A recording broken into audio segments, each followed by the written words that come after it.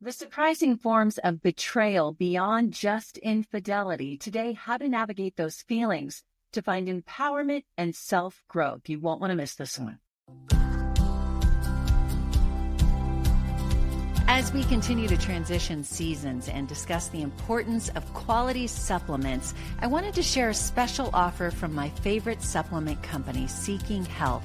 You can get 10% off your entire order at Seeking Health by going to the link at my website, natalietysdal.com/favorites. It's a great opportunity to try their high-end quality products and experience the benefits for yourself. Seeking Health offers a wide range of supplements designed to support your body's natural processes. Whether you're looking to optimize your digestion, boost your energy, or improve your mental clarity, they have something for everyone. One of the things I love about Seeking Health is their commitment to quality. Their products are GMO-free, backed by a 60-day money-back guarantee, and formulated with pure, scientifically backed ingredients. My family uses them. Remember, Seeking Health supplements are not intended to diagnose, treat, or cure any diseases. They're designed to support your body's natural healing processes.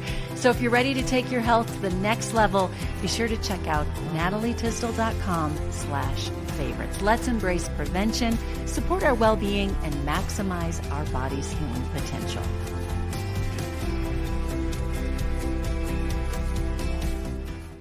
Hi, friends. It's Natalie here. Welcome to another episode of the Natalie Tysdal podcast. Today, I'm chatting with betrayal expert Lora Cheadle. We're going to dive deep into the topic, not just the huge betrayals we all think of, like infidelity, but also those everyday disappointments that wear us out.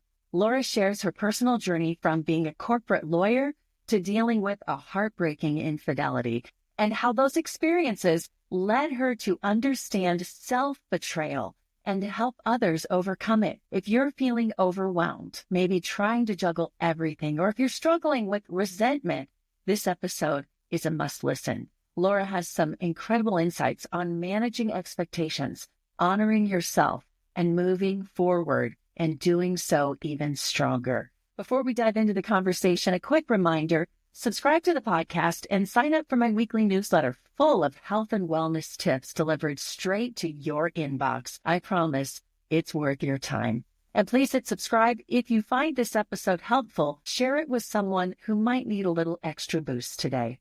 Let's get into it today with Lora Cheadle. Lora, thank you for joining me today. I know this topic is important to you, and you're able to help other people on this sense of betrayal, which can come from lots of different places. Yeah, absolutely. It's really interesting because when people think about betrayal, oftentimes they think about infidelity, which is a form of betrayal. And what they don't think about is those subtle ways that their expectations get broken along the way that lead to a sense of betrayal. And that sense of betrayal can really, really wear you out if it's not identified and managed. Yeah, you're right. I mean, obviously adultery and things like that, that's betrayal. What are some other forms of betrayal that you're able to help people with? And I want to get into identifying it as betrayal, the things that happen in our bodies and our minds when that happens. Yeah, absolutely. Two big ones that come up. Being a working mom, just being a mom in general. We have this idea that we can do it all, that we can have this incredible career and we can be present with our kids and we can be there for our spouse. We have this ideal image in our head. And then oftentimes when we can't live up to that, when our kids aren't perfect, when our home is a mess, when we're exhausted because we can't get everything done in the day that we think we should be able to do, we start internalizing it. And we start thinking, I've done something wrong. I'm not smart enough. I'm not good enough. My husband's horrible. My kids are horrible. My job is horrible. And we start catastrophizing things and we start feeling betrayed. Like it was promised to me that I could be able to do it all. When in reality, that's a false promise. And it's our sense that we have been betrayed by life that really starts wearing us out. So is this on us? I mean, is it, we try to blame other people. We do. And sometimes it is someone else's fault that you feel that way. But is it the way you see things that we now need to try to alter? Yeah, absolutely. It's a little bit of both. I'm really glad that you asked that because oftentimes we are betraying ourselves. We aren't taking care of our needs. We aren't saying no when we need to say no. We are living to somebody else's standards. We are seeking to please. We are trying to conform. We are trying to outperform at the expense of ourselves. And we start abandoning ourselves. And then it's that chronic sense of self-betrayal that causes us to start thinking, A, I'm doing a horrible job, or B, you're making me feel this way. What's the difference between betrayal and resentment? Ooh, that's such a good question. Resentment is a symptom of betrayal. When you start betraying yourself by abandoning yourself, when somebody else starts betraying you, you start feeling resentment. So if you're feeling resentful, chances are what's going on is there's some betrayal happening that you might not be aware of. Yeah. How did this become your focus? How did you decide that does this come from hurt and betrayal that you have felt? Yes, it's an interesting story. I was a corporate attorney for 10 years. And once I started having kids, I started having that sense that I was failing and that there was too much work. I had to bill a certain number of hours. I had to be perfect. I had to be on. And I ended up walking away. And I walked away from a career that I otherwise loved because I thought I was burned out. Fast forward, and I went through a terrible infidelity situation with my spouse. And I ended up learning a lot about betrayal. What is betrayal trauma? What does it do to you? How do you feel? How does it metabolize in your body? And that's when I started connecting the dots. And it was like, oh my gosh, what I was feeling wasn't burnout. It was a sense of betrayal. And connecting the dots in reverse really allowed me to see what was going on and what I could do to manage that sense of betrayal in the future. How now do you help people with that? Once it's identified and someone says, that's what I'm feeling, how do you get past it? Yeah, that's a great question. The biggest thing that I teach people to do is to start identifying their expectations. To ask themselves, sometimes it's as simple as, what am I expecting in this situation? What am I expecting from this interaction? And then taking it a step further by saying, is this an idealistic expectation or is this a realistic expectation? And it's hard sometimes to be honest with yourself because we have such idealistic expectations. I expect to be able to go have this difficult conversation with somebody and they're just going to say, my gosh, Lora, you're right. I didn't see it that way. That's idealistic. That's not necessarily realistic. And when we reframe our expectations in terms of realistic expectations, we are a lot happier. We are able to advocate on our own behalf a lot better. And then we don't tend to burn out or feel betrayed. And the other person feels honored and heard as well. Yeah. I think you mentioned like as moms, it happens to us often. How often do you see women dealing with this more than men? More often, because women in our culture, in our society, we have this belief that we can do it all and that we should be happy and beautiful and kind and loving. We're so hard on ourselves. My gosh, I know, right? Yeah. We feel like we have to do it all. And we truly have been raised to believe that. And even when we start challenging the narrative for ourselves, it's really hard to disengage from that in our actions. You know, I don't want to give up that notion, though. Me neither. I think we, in our generation, we did grow up saying, you can have it all, dream big. You could be a mom and have that corporate experience and stay fit and stay healthy, all of these things that I still don't want to give up on it, Lora. Don't either. I'm with you. And I don't think we necessarily should give up on having it all. It's just somehow reframing it. Yes. And one of the things that I talk with my people a lot about is, are you happy? I get a lot of satisfaction from setting the bar high and from meeting those standards. I get a lot of satisfaction from that. But if you can be aware I'm starting to wear out. I'm starting to not be healthy. I'm mainlining caffeine in order to get to the gym when really what I should do is pull out a book and a cup of tea and just rest for a while. So it's always going back to, how am I feeling? Am I happy or am I striving? Yeah. Well, I can't imagine being a corporate lawyer and trying to be a mom and keep up with that race. I used to say when I was kind of in that same place, and I called it burnout.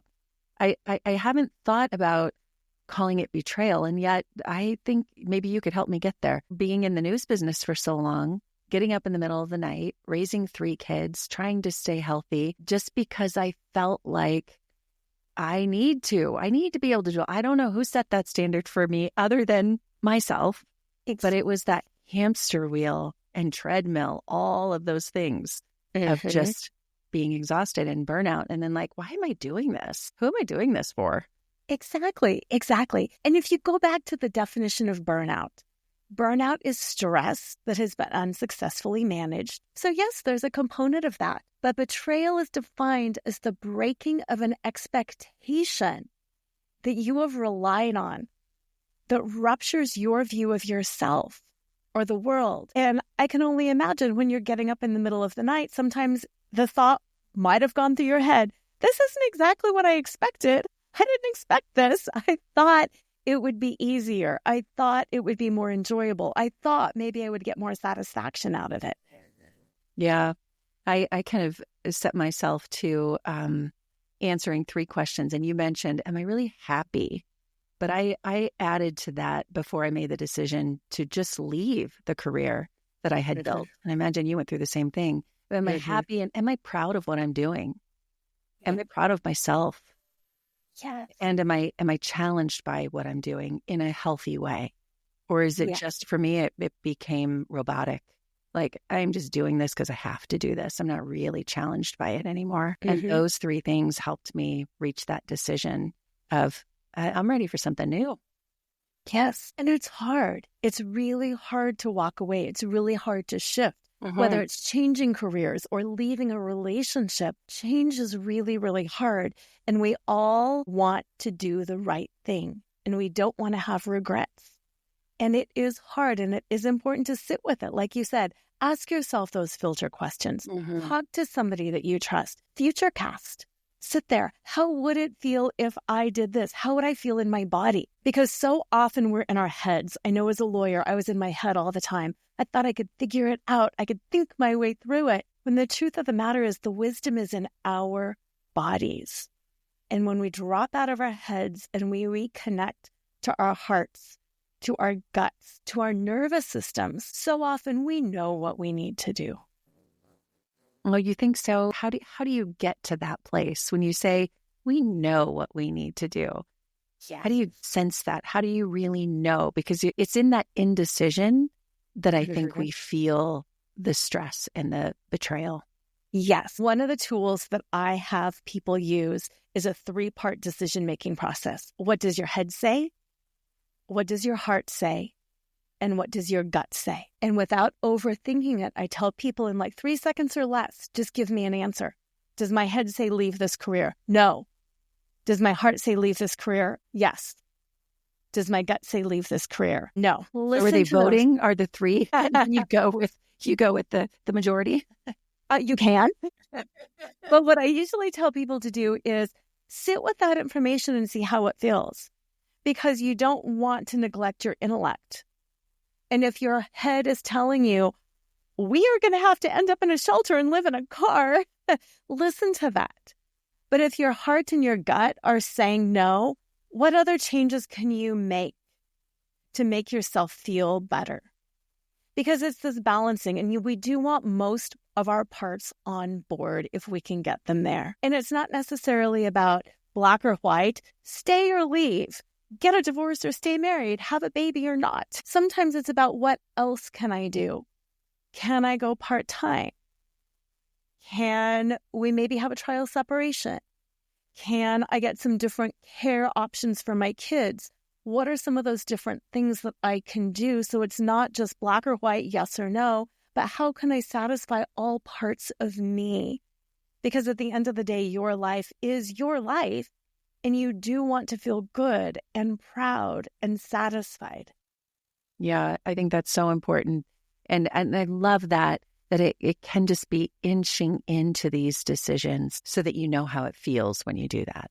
Yeah, absolutely. I know when I left for a while, I went part-time. And it was really nice to be able to dip my toe in that water. And while that's not always an option for everybody, there are different ways that we can do that. You know, whether it's taking some vacation, whether it's getting a nanny to live in nanny for a while, there's different options that we can try just to see how it feels, because all of life truly is an experiment. Experiment, get the feedback, see how it feels, and then move forward from there. Yeah. When it comes to these big betrayals, so if it is infidelity, or maybe it's a friend that's betrayed you, maybe it's an employer that's lied to you, whatever those big things, how do you help people, and how do you think we really get past that? Because we tend to we just hold on to it, like, deep in our hearts and our bodies, our nervous systems. And it's not easy. It's much easier to say, just let go. Let go. It's a tough thing to do when someone really has been wronged. What I think is the most powerful realization is it has happened. Accepting that it happened is where it all begins. When those big things happen, we kind of want to deny it. I can't believe it happened. If I could only take it back, what if this hadn't have happened? Acceptance is really where it all begins, accepting where it happens. And then, and this is where the gold is, realizing the devastation of betrayal is not in the betrayal itself, but it's in our failure to capitalize on that betrayal, to transform, to lift ourselves higher, to grow, to change because of it. And that hit me so hard in my infidelity journey. I knew I had every right to give up. I could be bitter. I could be hateful. I could tell that story for the rest of my life. I could bring my children down. I could bring my family down. I could play the victim forever. And then who wins? Not me. Or I could use that. I could use it as a catalyst to get stronger in myself, to learn how to manage my emotions, to find different tools, to become a brighter light, to become stronger, and to really launch into everything I was capable of becoming. And to me, that was a huge gift, because I would have never dismantled my life in the way that infidelity dismantled my life. So as long as everything was falling apart, I knew it was my chance to build it up bigger. And I think that's true for just about any kind of betrayal we go through. And it's a lot harder. It is hard to let go. I remember telling one of my daughters when she was betrayed by someone once, like, if you continue to let this eat at you, they win. They totally win. That's what they want, is for you to hurt from it. So the bigger thing you can do is to let go. Yeah. I think about, and I'm curious how you feel about this. Some people feel that if they get revenge, then they'll feel better. I was betrayed, so I'm going to make that person pay, or that company, or I'm going to badmouth them. I had a bad experience. I felt betrayed from an employer, a store, or whatever. I'm going to get back at them, write them a review. Like, how does revenge play into all of this? Yeah. And you're absolutely right. Short term, it can feel pretty good. But long term, it doesn't. And here's why. Think about the legal scales of justice. Think about a teeter-totter. When you are down and the other person is up, it's our human desire to cut them down. And that's what revenge is doing. I'm cutting them down. I'm cutting them down. I'm cutting them down. Well, great. You've pulled one person down to your level. Again, how does that help you? The greatest revenge is elevating yourself. It's being bigger. It's being happier. It's learning how to be a better person, because you're elevating. And ultimately, that other person doesn't matter anyway. It's about you. And that was something that was really monumental for me to go through and to realize it is about me. I can vibe higher. I can own myself. I can stand in my own mastery. I can reclaim my power. I can elevate myself, and I can take better care of me. And that is truly the best revenge, is getting to the place where you know nobody can hurt you again. Bad things will happen. Sure, you'll be stung, but you always know how to pick yourself up again. And when we're at that place, revenge doesn't even matter. Yeah. Yeah. And then if all things really worked well, some others would see you doing that, especially the person that betrayed you. Yeah. They might actually elevate themselves. And those around you who watch you, what powerful signals you're sending when people see, I could be that way too. Like all around, you're right. Yeah. And just because you mentioned that, the rest of my story is my husband and I did not separate when we went through our marital infidelity. He had a trauma background. He started realizing how his traumatic background was impacting him. He started getting therapy. He started showing up differently. He started healing those parts of him that led him to act out in the form of cheating. Guess what? He's a better dad now. So that helped him. That helped our kids. That helped our families. We've had friends now contact him and say, wow, I see what you went through. Can I do that too? So you're right. It's spirals of good. It's elevating everybody. And that's what I want for all of us, for the world. That's really powerful. You're still married. Yeah, we are. And how many years? Almost 30 years now. Wow. I can only imagine how difficult that was for you, where most people would have just walked away instead of walking through that fire. Yes. And that's why I have become such a powerful advocate talking about betrayal, because so often we think betrayal is the end of the story. Somebody betrayed me at work. A friend betrayed me. The company betrayed me. They didn't give me my bonus. My partner betrayed me. End of story. It's the beginning. It's the absolute beginning of the story. I like to say it all started with a betrayal. What are you going to do with it? That's what matters. Yeah, from a faith perspective, I have such a powerful feeling on this, because I think God gives us things and we could shake our hand at God, or we could say, okay, what am I supposed to do with this? Yes. I can't change it. Yeah. How can I actually be better or use it to help other people, to tell that story? It's when I love how you started this, where when you really accept it, which can take some time, you're not just going to wake up one day after being betrayed and say, I'm good. Right. I know. Time. Yeah. But to really use it when we can accept it to help other people. How do you work with people? How can people benefit from your experience? And what are you doing? Are you coaching? Are you writing? Yes. How are you helping people? Yes, I do coach people. I work with people in a very intimate 6-month package where we can talk every day if you want, because change takes place in the moment. I coach people via Zoom.